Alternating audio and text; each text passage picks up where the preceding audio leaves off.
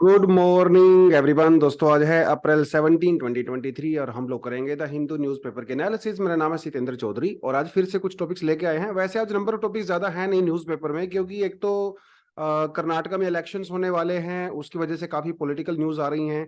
उसके अलावा बहुत कुछ चल रहा है देश में, तो पॉलिटिकल न्यूज ज्यादा आ रही है न्यूज़पेपर में कई दिनों से। लेकिन जो थोड़ा बहुत मुझे लगा पेपर से हम लोग निकाल के पढ़ सकते हैं अपने एग्जाम के परस्पेक्टिव से, तो चार पांच टॉपिक आपके लिए निकाले हैं। जिसमें से पहला टॉपिक हम लोग G7 के बारे में बात करेंगे और कॉन्फ्रेंस ऑफ पार्टीज के बारे में थोड़ा सा बात यहाँ पे करने वाले हैं। उसके अलावा कार्बन न्यूट्रलिटी और वो सब चीज़ें के बारे में थोड़ा सा बात करेंगे। उसके अलावा सूडान क्राइसिस के बारे में बात करने वाले हैं। जो चल रहा है इस समय सूडान में, सिविल वॉर चल रहा है एक तरह से, उसके बारे में थोड़ा देखेंगे। तो ये अपना जो IR वाले पर्सपेक्टिव से थोड़ा हो सकता है, थोड़ा बहुत हम लोग यहाँ पे मैप वर्क भी डेफिनेटली देख सकते हैं। उसके अलावा ये काफी अच्छा लगा मुझे। यूजली हम लोग इंडिया में क्या करते हैं, प्रोजेक्ट टाइगर जो अपना है उसको काफी प्रेज करते हैं, उसकी बहुत तारीफ की जाती है, सिर्फ इंडिया में नहीं बल्कि पूरी दुनिया भर में की जाती है। लेकिन आज इस आर्टिकल में एक्चुअली मैंने पहला ऐसा आर्टिकल देखा है बहुत समय बाद, जो कि प्रोजेक्ट टाइगर को क्रिटिकली एनालाइज कर रहा है कि उसके अंदर क्या कमियां हैं और हम लोग क्या इंप्रूव कर सकते हैं। तो ये एक डिफरेंट पिक्चर हमें दिखा रहा है, तो वो थोड़ा इंटरेस्टिंग रहेगा देखना। तो ये वाला जरूर करें आज। काजीरंगा नेशनल पार्क में थोड़ा सा डेवलपमेंट हुआ है, थोड़ा वो देखेंगे। सऊदी और ईरान डील पहले हम लोग पढ़ चुके हैं। तो आज हमारे जो भूतपूर्व वाइस प्रेसिडेंट रहे हैं हामिद अंसारी जी, तो उन्होंने यहाँ पे एक आर्टिकल लिखा है एडिटोरियल में, तो वो थोड़ा सा हम लोग यहाँ पे देखने वाले हैं। बाकी तो इसमें कुछ खास है नहीं पेपर में आज। तो बढ़ते हैं पहले टॉपिक के ऊपर। देखिए क्या कहता है भैया, success is a sweat but secret is the sweat. मतलब सक्सेस जो सफलता होती है वो सबको अच्छी लगती है, लेकिन उसके पीछे जो आपको बहुत पसीना बहाना पड़ता है, यानी कि हार्ड वर्क। तो भैया हार्ड वर्क का कोई ऑल्टरनेटिव नहीं है। ठीक है, आपको जिंदगी में सक्सेस मिलनी है अगर चाहिए, तो कभी ना कभी तो हार्ड वर्क आपको करना ही पड़ेगा। आज करिए, 2 साल बाद करिए, 5 साल बाद करिए, 10 साल बाद करिए, लेकिन अगर आप चाहते हो भीड़ से अलग होना, तो आपको फिर हार्ड वर्क तो करना ही पड़ेगा। कोई शॉर्टकट नहीं होता है हार्ड वर्क का। हाँ, आजकल एक बड़ा ट्रेंड चल गया है, smart work smart work smart work. Smart work क्या है? स्मार्ट वर्क बिल्कुल हार्ड वर्क साथ में प्रॉपर डायरेक्शन, इसको बोलते हैं स्मार्ट वर्क। तो हार्ड वर्क तो यहाँ पे भी है। तो हार्ड वर्क करें, ज्यादा से ज्यादा करना भी चाहिए, करना ही पड़ेगा। यूपीएससी में आए हो या कुछ भी, अगर आपने लिए बड़ा टारगेट चुना है तो हार्ड वर्क के बिना तो होने वाला है नहीं। चलिए, G7 members commit to work for the carbon free electricity by 2035। तो पहले तो G7 के बारे में थोड़ा आपको पता होना चाहिए। तो G7 तो बेसिकली ऐसा लगता है किसी हॉलीवुड की मूवी का एक नाम है, G7। बट ये पहले G8 हुआ करता था, बाद में रशिया को भगा दिया गया यहाँ से 2014 में, जब उसने क्रीमिया के ऊपर अटैक किया था। तो फिर ये दोबारा से G7 हो गया। पहले ये G7 था, बाद में G8 हो गया था, बाद में फिर से G7 हो गया। तो बेसिकली इसकी शुरुआत 1975 में हुई थी। और 1975 एक बड़ा क्रूशियल ईयर है एक सेंस में, क्योंकि अगर आप देखें यूरोप और अमेरिका में 1972 1973 बहुत ही क्रूशियल टाइम था, क्योंकि उस समय दो तीन डेवलपमेंट हुई थी। पहली डेवलपमेंट तो ये हुई थी, उस समय चल रहा था ऑयल क्राइसिस, ऑयल के दाम बहुत ज्यादा बढ़ गए थे। और इंडिया में भी अगर आप देखें, इंडिया में जो ऑयल सब्सिडी है उसकी शुरुआत भी एक्चुअली इसी दौरान हुई थी, क्योंकि पूरी दुनिया में ऑयल भयंकर महंगा हो गया था। तो सरकार ने सब्सिडी देना शुरू किया, और वो सब्सिडी सरकार ने ऐसी देनी शुरू की इंडिया में, भाई आज तक सब्सिडी दी जा रही है ऑयल के ऊपर। 1970 से पहले इंडिया में सब्सिडी हुआ नहीं करती थी। तो एक तो ये हुआ, बहुत ज्यादा क्राइसिस हो गया था। दूसरा ये हुआ कि जो डॉलर हुआ करता था, dollar used to be a currency for the pegging of other currencies. मतलब dollar used to be backup with the gold. तो ये जो गोल्ड रिजर्व वाला सिस्टम था ना डॉलर वाला, वो खत्म कर दिया गया था, और पूरी दुनिया में ओपन करेंसी हो गई थी, डिमांड और सप्लाई। तो कई सारी जो है चीजें हुई। और उस समय ये जो बड़ी बड़ी कंट्रीज थी, USA, UK, West Germany, Japan, France वगैरह, भाई दुनिया की सबसे बड़ी इकोनॉमी तो यही हुआ करती थी। तो इन्होंने मिलकर जो है ये ग्रुप बनाया। लेटर इसमें सोवियत यूनियन को भी ऐड कर दिया, लेकिन बाद में 2014 में उसको वापस चला गया वो। तो ये आज भी अगर आप देखें G7 के अंदर जो भी 7 कंट्रीज हैं, दुनिया की one of the most developed country मानी जाती हैं। हालांकि अब तो चाइना और इंडिया सब आ गए हैं, बट एनीवेज अभी भी अगर देखें पर कैपिटा इनकम के हिसाब से वो सारी चीजें, तो ये G7 कंट्री आज भी दुनिया का 31% ग्लोबल इकोनॉमी का पार्टिसिपेशन इनके अंदर है। तो बहुत बड़ी बात है यार, दुनिया के 7 कंट्रीज 31% अगर GDP इंक्लूड कर रहे हैं तो बहुत बड़ी बात है। तो आज भी जो एजेंडा वगैरह किया जाता है वो G7 कंट्रीज का काफी इंपॉर्टेंट रोल होता है। G20 में भी सारी की सारी G20 के अंदर भी G7 कंट्रीज पार्टिसिपेट करती हैं, तो ये लोग G20 का एजेंडा भी फिक्स करती हैं एक तरह से। तो बहुत इंपॉर्टेंट बेसिकली एक पावरफुल ग्रुप है। बाद में फिर इस ग्रुप के द्वारा 1989 में पेरिस में G7 के द्वारा FATF बनाया गया, financial action task for the money laundering. बाद में इस मनी लॉन्ड्रिंग के अंदर जो है टेररिस्ट फंडिंग को भी जोड़ दिया गया, और जिसके अंदर जो हम लोग ग्रे लिस्ट और ब्लैक लिस्ट की बात करते हैं, है ना, वो सारी चीजें। तो एक तो G7 ग्रुप के बारे में आपको ठीक ठाक सी इन्फॉर्मेशन होनी चाहिए। G5, G6, G7, G8, जितने G20, जितने भी जी हैं सबके बारे में पता होना चाहिए। ठीक है जी, ओके जी। तो इन्होंने किया है मीटिंग, और इस मीटिंग में इन्होंने ये कहा है कि भैया 2035 तक हम लोग ये टारगेट रखेंगे कि जो इलेक्ट्रिसिटी हम लोग प्रोड्यूस करते हैं वो कार्बन फ्री होनी चाहिए। कार्बन फ्री का मतलब क्या है? कार्बन आता कहाँ से है? कार्बन आता है फॉसिल फ्यूल से, है ना। ये फॉसिल फ्यूल आपका क्रूड ऑयल भी है, ये आपका कोल है, और ये आपका नेचुरल गैस है। ये फॉसिल फ्यूल से आता है कार्बन। तो जो बिजली पैदा की जाती है इन सोर्सेज से, उसको हम लोग रिमूव करेंगे, और ज्यादा फोकस किसके ऊपर होने वाला है? सोलर के ऊपर फोकस होगा, विंड के ऊपर फोकस होगा। लेकिन यहाँ पे थोड़ा गेम है, बड़ा ना चालाकी से गेम खेला जाता है यूरोपियन कंट्रीज के द्वारा। यूरोपियन कंट्रीज पता क्या कहती हैं? वो कहती हैं जो इलेक्ट्रिसिटी कोल से पैदा होती है वो इलेक्ट्रिसिटी जो है हार्मफुल है, लेकिन जो इलेक्ट्रिसिटी नेचुरल गैस से पैदा होती है वो क्लीन है। क्योंकि यूरोप कोल का यूज नहीं करता, वो नेचुरल गैस का यूज करता है। हालांकि हाउएवर नेचुरल गैस से जो ग्रीन हाउस गैस निकलती है वो थोड़ी सी कम होती है कोल से, लेकिन जीरो नहीं होती है भाई। तो आप नेचुरल गैस को क्लीन कैसे कह सकते हो यार, है ना। क्लोन को आपने बोल दिया, कोल को बोल दिया अनक्लीन, और नेचुरल गैस को बोल दिया क्लीन। देखिए इंडिया की जब बात करते हैं तो इंडिया में इलेक्ट्रिसिटी कहां से प्रोड्यूस होती है? कोल से प्रोड्यूस होती है, नेचुरल गैस से तो होती नहीं। तो आप ऐसे दोगली बातें क्यों कर रहे हो भाई? आप कोल को तो नफरत की नजर से देखते हो, लेकिन नेचुरल गैस का वेलकम करते हो। तो 2021 में जब ग्लासगो के अंदर कोप की मीटिंग हुई थी, उसके अंदर एक वर्ड का यूज किया गया था, फेज आउट। ये बड़ा इंपॉर्टेंट वर्ड है, फेज आउट। और एक इंपॉर्टेंट वर्ड है फेज डाउन।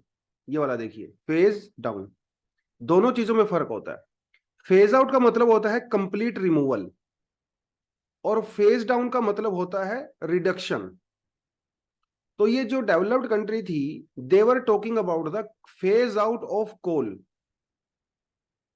लेकिन इंडिया तो फेज आउट कोल कर नहीं सकता, क्योंकि हम तो कोल के ऊपर डिपेंड करते हैं। इंडिया ने कहा कि no, I do not agree with the phase out term, let's use phase down for the coal. क्योंकि इंडिया धीरे धीरे कोल के रिडक्शन कर रहा है, कम कर रहा है यूज कोल का, लेकिन कंप्लीटली खत्म तो नहीं कर सकते भाई हम लोग। यही चीजें फिर बाद में जो है शर्म अल शेख के अंदर वहां पे भी बोली गई, कोप के अंदर। तो इंडिया और चाइना क्योंकि दोनों कोल के ऊपर डिपेंड करते हैं, तो we are not actually welcoming this move of the G7 countries to phase out the coal. खैर वो बातें सब चल रही हैं। तो इन्होंने कुछ टारगेट वारगेट यहाँ पे रखे हैं अपने लिए, कि हम लोग 2030 तक जो है सोलर पावर से और विंड पावर से जो है वही बिजली पैदा करेंगे, और टोटल हम लोग 1000 गीगावाट की बिजली पैदा करेंगे। हालांकि यूरोपियन कंट्रीज के अंदर बहुत ज्यादा सोलर लाइट होती नहीं है, बट ठीक है, बोल रहे हैं तो कर लेंगे कुछ ना कुछ। ठीक है, वो सारी चीजें यहाँ पे चल रही हैं। खैर, तो कोप क्या है ये आपको पता होना चाहिए, राइट। जो UNFCCC की जो हाईएस्ट बॉडी होती है डिसीजन मेकिंग, उसे कोप कहा जाता है। UNFCCC क्या बीमारी है भैया? 92 के अंदर आपको अच्छे से पता है, रियो समिट जिसको बोला जाता है, इसे अर्थ समिट भी कहा जाता है। ठीक है, ये अभी तक का सबसे बड़ा इनिशिएटिव हुआ था दुनिया भर में बायोडाइवर्सिटी और क्लाइमेट चेंज के बारे में। हालांकि इसके अंदर डेजर्टिफिकेशन भी आता है, बट मेजरली क्लाइमेट चेंज और बायोडाइवर्सिटी। क्लाइमेट चेंज और बायोडाइवर्सिटी के लिए जब ये दुनिया के भर के लीडर्स आपस में मिलते हैं, बैठते हैं, बात करते हैं, डिसीजन लेते हैं, तो उसे कहा जाता है कोप, COP, कॉन्फ्रेंस ऑफ पार्टीज। ये दोनों के लिए होता है, ये क्लाइमेट चेंज के लिए भी होता है, बायोडाइवर्सिटी के लिए भी होता है। जो क्लाइमेट चेंज के लिए होता है उसे बोलते हैं UNFCCC। जो बायोडाइवर्सिटी के लिए होता है इसे बोलते हैं CBD। इंडिया और एक होता है डेजर्टिफिकेशन के लिए, वो अलग रहता है, उसके हम लोग UNCCD बोलते हैं।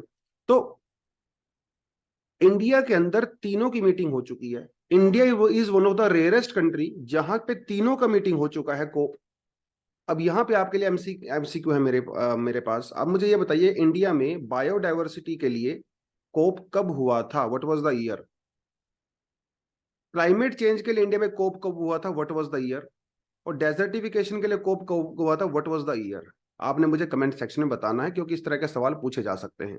पहला जो कोप हुआ था वो बर्लिन में हुआ था। फिर बाद में जो थर्ड कोप हुआ था, which is the most important COP, ये हुआ था क्योटो के अंदर, जिसके बाद क्योटो प्रोटोकॉल वो सब चीजें चली थी। फिर बाद में जो है वो पेरिस हुआ, है ना, जहाँ पे हम लोगों ने यहाँ पे एनडीसीज वगैरह की बात किया था, वो सारी चीजें, ग्रीन क्लाइमेट फंड, और जिसमें हम लोगों ने जॉइंट मैकेनिज्म, जिसके अंदर हम लोगों ने जो है वो सब चीजें, कार्बन ट्रेडिंग, वो सब हम लोगों ने चलाया था।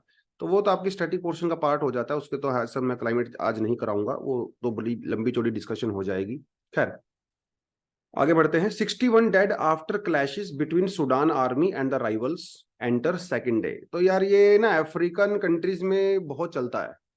मतलब मैं ये नहीं कह रहा हूँ कि चलना चाहिए और नॉर्मल चीजें हैं, बड़ी गलत चीजें होती हैं, बहुत सारे इनोसेंट लोगों की डेथ हो जाती है। लेकिन अफ्रीकन कंट्रीज में ना बहुत यूजली ये क्लैश आपको देखने को मिलते हैं, है ना। और thanks to France, thanks to Britain, के वहां पे उन्होंने ये सब किया। अब यहाँ पे देखते हैं इंटरेस्टिंग सी चीजें है ना। अब देखिए ये बाउंड्री देखो जरा, यहाँ पे ये देखो, boundary between Libya and Chad, straight line है भैया। अब ऊपर देखिए boundary between Libya and Libya, Egypt और सूडान, ये तो स्ट्रेट लाइन है। ये स्ट्रेट लाइन कैसे हो सकती है। बहुत सारे अफ्रीकन कंट्री में, मिडल ईस्ट कंट्रीज में आपको ऐसे स्ट्रेट लाइन देखने को मिलेंगी। ये स्ट्रेट लाइन है ब्रिटिशर्स की देन है और फ्रेंच की देन है, क्योंकि वो लोग यहाँ पे कॉलोनाइजर्स हुआ करते थे। तो उन्होंने ऐसे केक, जैसे केक हम लोग काटते हैं ना चाकू रख के, तो ऐसे उन्होंने लाइन बनाई थी। और एथनिक जो ग्रुप्स हैं वहाँ पे अलग अलग हो गए थे। खैर, सूडान का एक रीजन अलग है इस समय जो वहाँ पे इश्यूज चल रहे हैं। तो सूडान की जो आर्मी है, उसके बीच में, और वहाँ पे कुछ मिलिटेंट ग्रुप्स हैं, उनके बीच में जो है यहाँ पे कुछ इश्यूज चल रहे हैं। तो पॉलिटिकल न्यूज में हम लोग ज्यादा नहीं जाएंगे तो ठीक रहेगा, बट यस, ज्योग्राफिकल पर्सपेक्टिव से हमें डेफिनेटली पता होना चाहिए कि सूडान के आसपास कौन कौन सी कंट्रीज हैं। ये आपसे 110% क्वेश्चन पूछ सकता है एग्जाम में। तो कौन कौन सी कंट्री जो बाउंड्री शेयर करती हैं, इजिप्ट, लीबिया, चाड, CAR, साउथ सूडान, इथोपिया, और इधर आ जाता है आपका इरिट्रिया, और यहां आ जाता है आपका रेड सी। ठीक है, रेड सी। तो ये बस आपको पता होना चाहिए एग्जाम के पर्सपेक्टिव से। सूडान में वैसे यूजली क्या चला है थोड़ा बहुत आपको बता देता हूँ। सूडान के अंदर देखें, यहाँ पे एक रीजन है दारफुर। दारफुर हिस्टोरिकली बहुत ही कंट्रोवर्शियल और भैया तनाव भरा रीजन रहा है हमेशा से। और सूडान के साथ हमेशा पंगे लेता रहता है, ये इसके साथ भी पंगा लेता है, ये सबके साथ पंगा लेता है। यहाँ पे कई मिलिटेंट ग्रुप्स हैं इस तरह के, सबके साथ पंगा लेते हैं। और ये जो इरिट्रिया और इथोपिया के आपस में क्लैशेस चलते हैं, ये उनको भी सपोर्ट करता है। तो यहाँ पे कई तरह के लोग रहते हैं। तो बेसिकली लड़ाई ना दो लोगों के बीच में चल रही है इस टाइम, दो ग्रुप्स के बीच में चल रही है। एक है रैपिड सपोर्ट ग्रुप, ठीक है, और एक है वहां की आर्मी। तो ये एक पैरामिलिट्री ग्रुप है, रैपिड सपोर्ट ग्रुप। चीजें पता क्या हो रही थी थोड़े समय पहले, वहां हल्का सा आपको बताता चलता हूं मैं। एक प्रेसिडेंट थे सूडान के, मिस्टर बशीर, और वो काफी सालों से सूडान को कंट्रोल करते थे। और उनके द्वारा ये एक ग्रुप बनाया गया था, रैपिड सपोर्ट ग्रुप। ये आर्मी से अलग है, ये उन्होंने अपना प्राइवेट आर्मी बनाई थी एक तरह से। और ये प्राइवेट सपोर्ट ग्रुप इसलिए बनाया गया था ताकि जो दारफुर वाला रीजन ऊपर मैंने आपको दिखाया, यहाँ पे जो ग्रुप्स रहते हैं उनके साथ लड़ाई कर सके, उनको बेसिकली कंट्रोल कर सकें। बाद में बशीर भाई साहब को वहां से हटा दिया गया, ठीक है, और ये रैपिड सपोर्ट ग्रुप अभी भी काम करता है। बात ये हुई कि 2019 में सूडान के अंदर मिलिट्री कूप हुआ। और उस मिलिट्री कूप के बाद क्या हुआ, वहां पे 11 लोगों की एक बॉडी बनाई गई, जिस ग्रुप ने हैमडोक नाम के प्राइम मिनिस्टर को अपॉइंट किया। ठीक है जी। अब हैमडोक बन गए प्राइम मिनिस्टर, इनके अंडर में आ गई आर्मी, लेकिन जो रैपिड सपोर्ट ग्रुप है वो अलग रहा। शुरुआत में रैपिड सपोर्ट ग्रुप और हैमडोक की आर्मी के बीच में जो है सीज फायर हो गया था। अब रिसेंटली क्या हुआ, रिसेंटली ये हुआ कि हैमडोक भाई साहब ये कह रहे हैं कि हम लोग रैपिड सपोर्ट ग्रुप को अपनी आर्मी का पार्ट बनाएंगे। अब उसके लेके वहां पे कुछ क्लैश हो रहे हैं। कुछ लोग कह रहे हैं कि नहीं, ये आर्मी का पार्ट नहीं बन सकते, बिकॉज ये अपने आप में ही मिलिटेंट ग्रुप है। और वो सब चीजें वहां पे चल रही हैं। और RSF को कहा जाता है जंजावीड। जंजावीड, ये अपना नाम याद रखना है, कई बार एग्जाम में प्रीलिम्स में इस तरह के जो है वर्ड्स पूछ लेता है, जो न्यूज में रहते हैं। पूछेगा आपसे जंजावीड क्या है, तो जंजावीड बेसिकली रैपिड सपोर्ट ग्रुप है जो सूडान से बिलोंग करता है। इतनी इंफॉर्मेशन प्रीलिम्स के लिए मोर देन सफिशिएंट है, ठीक है।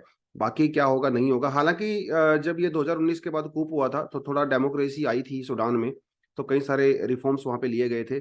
जैसे जो फीमेल जेनिटल म्यूटेशन होता है उसको बैन कर दिया गया था। इसराइल के साथ थोड़ा माहौल अच्छा बना था, बट फिर से वापस इशू जो है वो दोबारा चले गए हैं। तो काफी क्राइसिस चल रहा है बेसिकली सूडान में एक तरह से। ठीक है, बाकी चलिए आगे बढ़ते हैं। हाँ, ये आर्टिकल बड़ा अच्छा लगा मुझे, काफी टाइम के बाद देखने को मिले इस तरह की चीजें। ऑन डेमोक्रेटाइजिंग टाइगर कंजर्वेशन, तो थोड़ा आपको अच्छा लगेगा अगर ये सारी बातें हम लोग आप सुन लोगे ध्यान से। तो देखिए यार, हम बड़ा खुश होते हैं कि टाइगर की पॉपुलेशन हम लोग ने 300 प्लस 3000 प्लस कर दी। आपको पता है 50 साल पहले जब प्रोजेक्ट टाइगर शुरू हुआ था, उस समय टाइगर की पॉपुलेशन क्या थी? उस समय भी टाइगर्स की पॉपुलेशन जो है 3000 प्लस थी, 3000 के आसपास थी। आज भी टाइगर्स की पॉपुलेशन 3000 के आसपास है। तो भाई किस चीज का सेलिब्रेशन कर रहे हो? तो पहले तो ये बताओ, पॉपुलेशन तो सेम है ना, 10-20 ऊपर नीचे हो सकती है, लेकिन आज हम लोग इतना सेलिब्रेट क्यों करते हैं?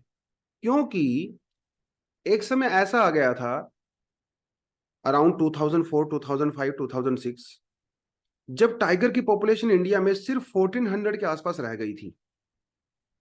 तो 1400 से तो डबल हो गई ना। 1970s में जितनी थी उससे तो सेम है। तो हम लोग 1970 से कंपेयर करके सेलिब्रेट नहीं कर रहे हैं, हम लोग एक्चुअली इससे कंपेयर करके सेलिब्रेट कर रहे हैं। तो हम लोगों ने अपना जो बेस लाइन है उसको चेंज कर दिया।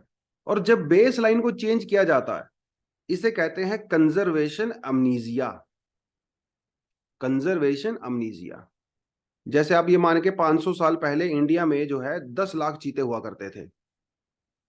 ठीक है, अब आप 500 साल पहले से कंपेयर करोगे तो अब इंडिया में कुछ भी नहीं है। अब बोले अरे क्या ही है, अब तो 2 4 10 20 चीता बचे हुए हैं इंडिया में, हालांकि वो भी बाहर से ही आए हैं। लेकिन अगर आप कंपेयर करो 5 साल पहले से, 5 साल पहले तो 0 चीता थे, अब तो कम से कम 20 चीताज हैं। तो 5 ईयर्स के तो हम लोग ने सक्सेसफुली बोलेंगे ना यार, 500 साल से सक्सेसफुल नहीं बोलेंगे। तो धीरे धीरे हम लोग क्या करते हैं ना, बेस लाइन को चेंज करते रहते हैं। तो एक तो इन्होंने ये चीज बोली। और इंडिया में जो हम लोग प्रोटेक्शन वगैरह करते हैं तो उसमें वाइल्ड लाइफ प्रोटेक्शन एक्ट का एक बहुत इंपॉर्टेंट रोल है, बायोडाइवर्सिटी एक्ट का बहुत इंपॉर्टेंट रोल है। वो सारी चीजें यहाँ पे होती हैं। तो इनका यह कहना है कि 50 years later there are same numbers but still we are celebrating because of this reason, जो मैंने आपको यहाँ पे बताया है। यहाँ पे जो कॉज ऑफ कंसर्न है, देखिए अभी टाइगर सेंसस चल रहा है। अभी 2-3 महीने लगेंगे फाइनल रिपोर्ट आने में, लेकिन यस, मेजरली जो ऑब्जर्वेशन आई है वो यही कहती हैं कि 3000 के आसपास प्लस टाइगर्स इंडिया में हो सकते हैं। उसके बारे में बाद में बात करेंगे। लेकिन रिपोर्ट ये कहती है कि झारखंड, छत्तीसगढ़, ईस्टर्न घाट और नॉर्थ ईस्ट फॉरेस्ट, यहाँ पे एक्चुअली हम लोग टाइगर की पॉपुलेशन को लूज कर रहे हैं। इसका मतलब ये है कि इंडिया में हम लोग जेनेटिक डाइवर्सिटी को लूज कर रहे हैं। देखिए, इंडिया में जो टाइगर पाए जाते हैं वो एक जैसे नहीं है। बंगाल में पाया जाने वाला टाइगर अलग है, गुजरात वाला अलग है, उत्तराखंड वाला अलग है, नीलगिरीज वाला अलग है। सबके अंदर जो है, हालांकि हैं तो सारे बंगाल टाइगर ही, लेकिन उनके अंदर जेनेटिक डाइवर्सिटी है। राइट। अब जैसे लैब्राडोर है, ये भी तो एक कुत्ता है। जर्मन शेफर्ड है, ये भी एक कुत्ता है। लेकिन हैं दोनों कुत्ते, लेकिन दोनों की जेनेटिक डाइवर्सिटी अलग है। ऐसे ही टाइगर की जेनेटिक डाइवर्सिटी भी अलग होती है। तो जब हम लोग कुछ खास रीजन्स के अंदर टाइगर को लूज करेंगे तो हमारी जेनेटिक डाइवर्सिटी भी खत्म हो जाएगी, which is very bad for the long term conservation. तो ये एक तो समस्या यहाँ पे ये है। दूसरी बात ये है कि टाइगर सिर्फ एक इंडिविजुअल ऑर्गेनिज्म ही नहीं है, एक इंडिविजुअल स्पीसी ही नहीं है भाई। टाइगर एक अम्ब्रेला स्पीसी है। अम्ब्रेला स्पीसी का मतलब ये है कि अगर आपने टाइगर को प्रोटेक्ट कर लिया तो पूरा इकोसिस्टम प्रोटेक्ट हो जाता है। ऑब्वियस सी बात है, क्योंकि टाइगर जिस हैबिटेट में रहता है वो भी आपको कंजर्व करना पड़ेगा, टाइगर जो खाना खाता है वो भी आपको कंजर्व करना पड़ेगा।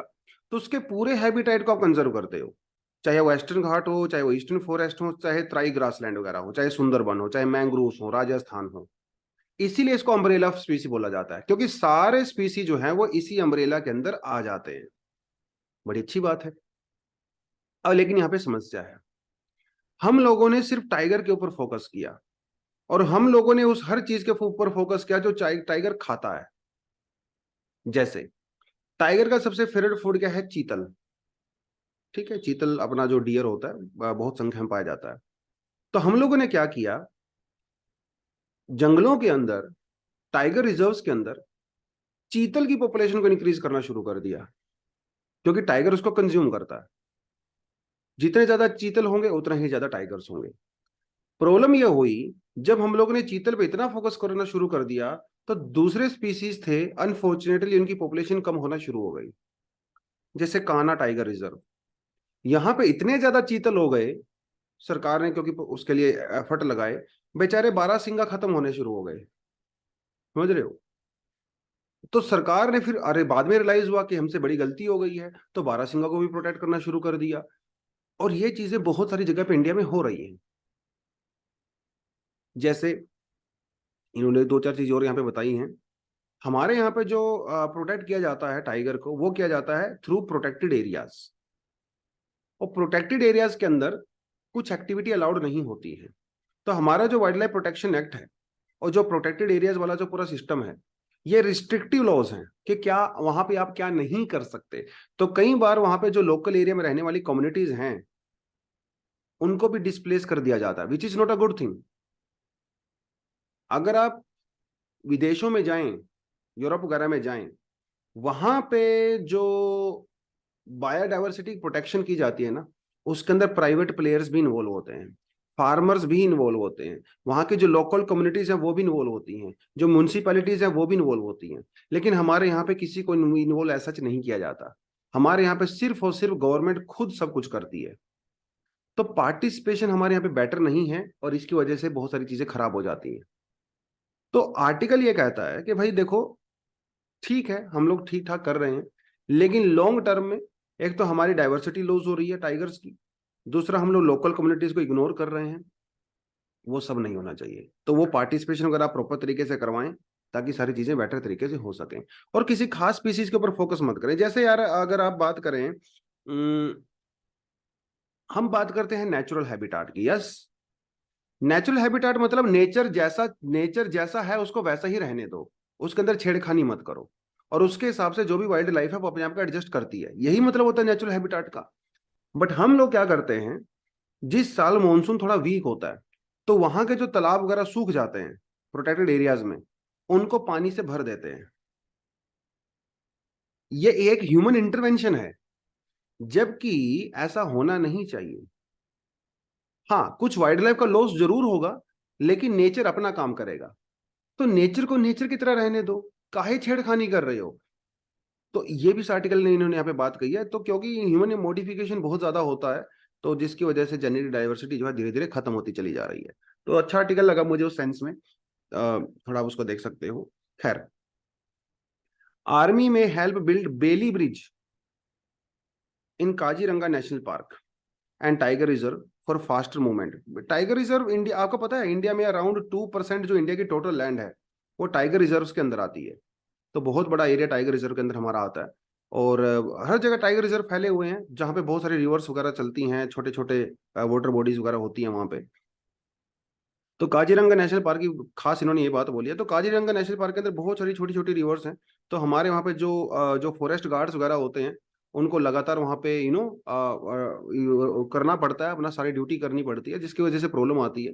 तो काजीरंगा नेशनल पार्क ने जो है सेंट्रल गवर्नमेंट को ये बोला था कि आर्मी के थ्रू अगर वहाँ पे बेली ब्रिज बनाए सकते हैं। बेली ब्रिज ये होते हैं, बेली ब्रिज जो दिख रहा है ना आपको, ये बेली ब्रिज होते हैं।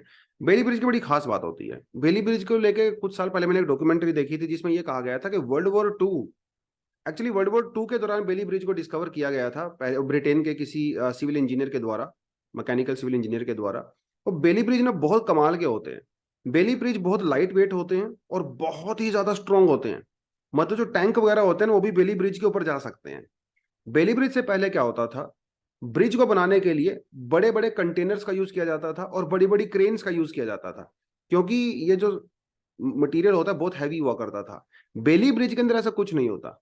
बेली ब्रिज के अंदर छोटे छोटे पार्ट्स को जोड़ा जाता है, और ये छोटे छोटे पार्ट इतने हल्के होते हैं कि ह्यूमन बींग्स भी इनको अपने कंधे पे उठा के लेके जा सकते हैं। और बहुत जल्दी असेंबल किया जाता है इसको, मतलब इसमें कुछ है सच वेल्डिंग वेल्डिंग नहीं करनी होती है, नट एंड बोल्ट्स बस थोड़े से बंद करने होते हैं।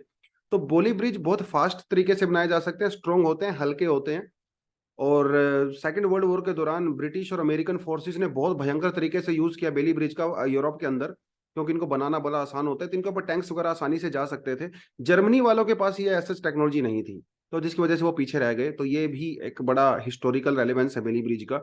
तो काजीरंगा नेशनल पार्क के अंदर आर्मी जो है बेली ब्रिज बनाएगी, और उसको सेंट्रल गवर्नमेंट की वजह से की तरफ से अप्रूवल मिल भी गया है। और तो ये 4 मीटर चौड़े होंगे और 10 मीटर और 100 मीटर के बीच में इनकी लेंथ हो सकती है, ताकि जो हमारे कोस्ट गार्ड वगैरह है वहां पे प्रॉपर ड्यूटी वगैरह कर सकें। और जो हंटिंग वगैरह होती है वन ऑन राइनोज की या टाइगर्स की, वो वहां पे नहीं होगी। ये बेसिकली इन्होंने यहाँ पे कहा है। ये काजीरंगा नेशनल पार्क को लेकर एक सेल्फ स्टडी के लिए मैंने कंटेंट डाला है, और ये कंटेंट आपके पास पहले से होगा ही, कोई नया कंटेंट तो है नहीं, क्योंकि मैंने पुरानी स्लाइड से इसको डाला है यहाँ पे। तो थोड़ा सा आप यहाँ पे देख सकते हो वाइल्ड लाइफ सेंचुरी और नेशनल पार्क के बीच में डिफरेंस क्या होता है। हालांकि ये भी सेल्फ स्टडी के लिए ही डाला है मैंने वैसे तो, बट यस, डिफरेंस होता है वाइल्ड लाइफ सेंचुरी में और नेशनल पार्क में। नेशनल पार्क के अंदर एक्चुअली ज्यादा प्रोटेक्शन प्रोवाइड होती है as compare to wildlife sanctuary, ठीक है। और इसके अंदर कोई भी ह्यूमन एक्टिविटी अलाउड नहीं होती, लेकिन यस यहाँ पे ह्यूमन एक्टिविटी अलाउड हो सकती है। यूजली जो नेशनल पार्क्स होते हैं वो उनकी जो बाउंड्रीज होती है वो कानून के द्वारा, स्टेट गवर्नमेंट के द्वारा फिक्स की जाती है। वाइल्ड लाइफ सेंचुरी में ऐसा होता नहीं है। हाँ, लेकिन यही बात पक्की है कि वाइल्ड लाइफ सेंचुरी को बाद में नेशनल पार्क डिक्लेयर किया जा सकता है, ठीक है, इसको अपग्रेड किया जा सकता है। और ये ओपन पब्लिक के लिए ओपन होती है, ये यूजली पब्लिक के लिए ओपन नहीं होती है। यस, जो बफर जोन होता है वहां पे कुछ टूरिस्ट एक्टिविटी वगैरह अलाउड हो सकती हैं। ट्रांजिशन जोन में तो खैर होती ही हैं, ठीक है। तो वो थोड़ा सा आप देख सकते हो। Wildlife sanctuaries are typically national parks. ये थोड़ा इधर कंटेंट आ गया, थोड़ा इसको आप थोड़ा देख लेना ये वाला पॉइंट इधर आना चाहिए था, ये वाला पॉइंट इधर, तो थोड़ा आप देख ही सकते हो। National parks are typically owned by the government, लेकिन wildlife sanctuaries can be owned by private और द पब्लिक ऑल्सो, ठीक है। तो ये थोड़ा सा डिफरेंस आपको पता होना चाहिए एग्जाम के परस्पेक्टिव से। बाकी इंडिया में जो वाइल्ड लाइफ सेंचुरीज हैं उसकी पूरा डिटेल तो नहीं, खैर एक मैप यहाँ पे दिखाया गया, थोड़ा आप उसको देख सकते हो। चलिए जी, आगे बढ़ते हैं। Diplomacy with a change in terms of the reference. तो ये हमारे वाइस प्रेसिडेंट रहे हैं भैया भूतपूर्व, 2007 से 2017 तक रहे, 10 साल तक। बाद में इनको प्रेसिडेंट तो नहीं बने खैर ये, लेकिन बहुत इंटेलेक्चुअल पर्सन है, पढ़े लिखे हैं, बहुत एक्सपीरियंस है, और इंटरनेशनल रिलेशनशिप का बहुत ज्ञान है इनको। तो इन्होंने एक आर्टिकल दिया है आज का, जिसमें इन्होंने कहा है कि diplomacy with the change in terms of the reference. तो इन्होंने ईरान और सऊदी अरेबिया के रिलेशन के ऊपर फोकस किया है, और कैसे चाइना ने वहां पे इंटरवेंशन किया, कैसे यूएसए का रोल जो है वहां पे डिक्लाइन हुआ है, और बाद में इन्होंने इंडिया के बारे में भी बात किया है। तो इनका यह कहना है कि mediation is rarely a spontaneous act. Spontaneous मतलब इमीडिएट। अगर कोई आदमी किसी दो पार्टीज के बीच में मीडिएशन अगर वो कर रहा है, तो एकदम से तो नहीं होगा। ऐसा तो नहीं है कि 2 सेकंड के अंदर मीडिएशन हो जाएगा। अरे भाई, मीडिएशन के लिए पहले बहुत बार बातचीत करनी पड़ती है, दोनों पार्टीज को मनाना पड़ता है, टेबल पे लेके आना पड़ता है, तब जाके वो एक दूसरे के साथ अग्री करते हैं। तो चाइना ने भी ऐसे किया। ऐसा नहीं है कि सऊदी अरेबिया ईरान डील जो है अचानक से होगी होगी ओवरनाइट, ऐसा नहीं हुआ है। चाइना ने कई सालों से चाइना जो है वो प्रयास कर रहा था इस डील को लेके, और फाइनली ये डील हुई। तो मीडिएशन कोई स्पॉन्टेनियस एक्ट यहाँ पे होता नहीं है। तो there are actually very long efforts, है ना, मीटिंग पॉइंट जब आता है। तो फाइनली वो हुआ, और ईरान और सऊदी अरेबिया के बीच में जो है भाईचारा होगा कि नहीं होगा लेटर ऑन, वो तो बात करेंगे, लेकिन फिलहाल तो ऐसा नजर आता है कि चाइना की वजह से वो सब वहां पे हो गया है। तो और इवन बहुत जल्दी वो अपनी एम्बेसीज को भी ओपन करने वाले हैं एक दूसरे कंट्रीज के अंदर। लेकिन इस डील के अंदर उन्होंने कुछ बातें पहले ही बोल दी हैं कि वो एक दूसरे की सोवरेनिटी का सम्मान करेंगे, एक दूसरे के इंटरनल मैटर में भैया इंटरफेरेंस नहीं देंगे, राइट। और जो भी बातचीत होगी वो आपस में मिल बैठ के उसका सॉल्यूशन करेंगे। तो ये कुछ चीजें उन्होंने पहले यहाँ पे क्लियर कर दी हैं। ईरानी न्यूज़पेपर ने 7 अचीवमेंट्स यहाँ पे गिनवाई हैं इस अग्रीमेंट से। 1 अग्रीमेंट 7 अचीवमेंट्स। कौन कौन से अचीवमेंट हैं? पहली बात तो Tehran's willingness to engage in the dialogue. Tehran तैयार हुआ है बातचीत करने के लिए। अमेरिका का जो एफर्ट था ईरान को आइसोलेट करने का, वो फ्लोप हो गया। अमेरिका चाहता था कि इजराइल के बीच में और सऊदी अरेबिया के बीच में भाईचारा बने, वो नहीं हुआ। Failure of US effort to show Iranian public that it has no choice but to agree. जो ईरान के ऊपर दबाव बना रहा था अमेरिका, वो यहाँ पे फ्लॉप हो गया उसका पूरा सिस्टम, राइट। और बीजिंग की एंट्री हुई है भैया मिडल ईस्ट के अंदर एक गेम चेंजर के रूप में। तो ये 7 चीजें हुई हैं इस अग्रीमेंट के बारे में। अमेरिकन एंड इजरायली रिएक्शन यहाँ पे क्या रहा? देखिए, हालांकि अमेरिका बेचारा ऊपर ऊपर से तो यही कह रहा है कि हम तो खुश हैं, है ना, सब खुशी से रहो, लेकिन ये अंदर अंदर सबको पता है अमेरिका के भाई साहब इस समय हालत बहुत खराब है। अमेरिका के कई मिलिट्री ऑफिशियल्स ने सरेआम आके मीडिया में स्टेटमेंट दिया है कि ये अमेरिकन सुपरमेसी का खत्म होना शुरू हो चुका है। सरेआम उन्होंने आके वो जो है बोल दिया है। कई भूतपूर्व जनरल्स वगैरह ने भी बोला है। खैर, तो it's a fatal blow to the effort of regional coalition against Iran. America चाहता था कि मिडिल ईस्ट के अंदर कई सारी कंट्रीज को साथ में लेके आया जाए और ईरान के अगेंस्ट में हो, जिसमें सऊदी अरेबिया और इसराइल सबसे बड़े प्लेयर थे। तो अमेरिका की जो उस स्ट्रेटेजी का भैया यहाँ पे पूरी तरह से भंडाफोड़ हो गया एक तरह से, अब ये कह सकते हो, है ना। इसराइल इस समय काफी बैकफुट भी आ गया है क्योंकि सऊदी अरेबिया के साथ उसका डील हुआ नहीं। तो ये कुछ सब्सटेंशियल चेंज हुए हैं। हालांकि अमेरिका, ऐसी बात नहीं है कि भाई अमेरिका ऐसे हाथ पे हाथ धर के बैठा हुआ है। अमेरिका के अभी भी हजारों की संख्या में जो ट्रूप्स हैं वहां पे हैं। अमेरिका के बहुत सारे बेसिस वहां पे हैं मिडिल ईस्ट में आज भी।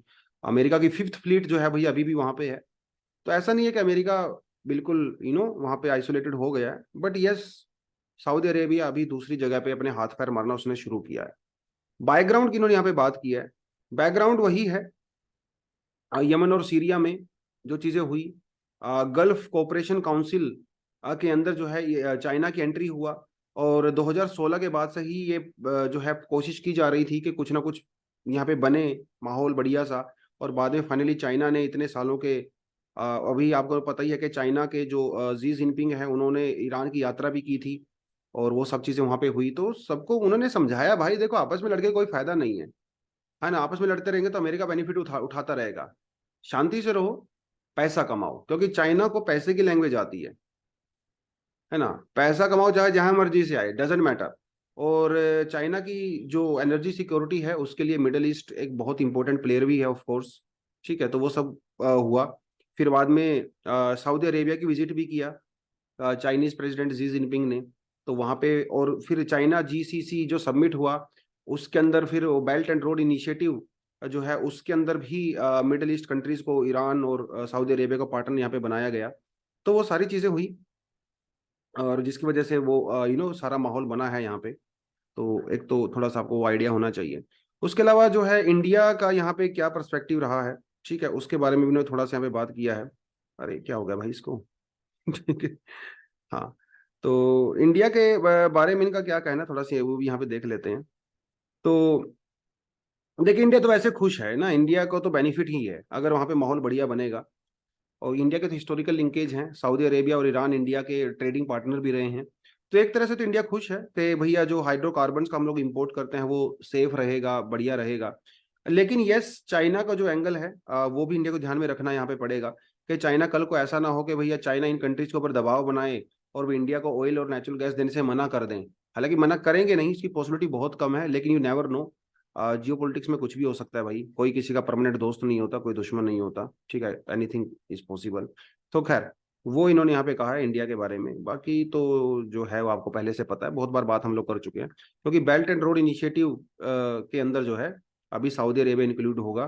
तो बहुत सारा इंफ्रास्ट्रक्चर के अंदर जो है वो इन्वेस्ट करने वाला है सऊदी अरेबिया के अंदर चाइना। और चाइना की जो प्रोजेक्ट्स बनाने की जो स्पीड है वो सबसे छिपी नहीं है भैया। वो हफ्ते हफ्ते भर के अंदर बड़े बड़े प्रोजेक्ट बना देता है। तो वो सारी चीजें यहाँ पे देखी जाएंगी क्या होगा क्या नहीं होगा। तो but yes, that was the article for the day. और आई होप आपको समझ में आया होगा थोड़ा बहुत। रिपीटेड सा है, पहले बात कर चुके हैं, बट इतना आज के लिए काफी है। Thank you very much, all the best, जय हिंद।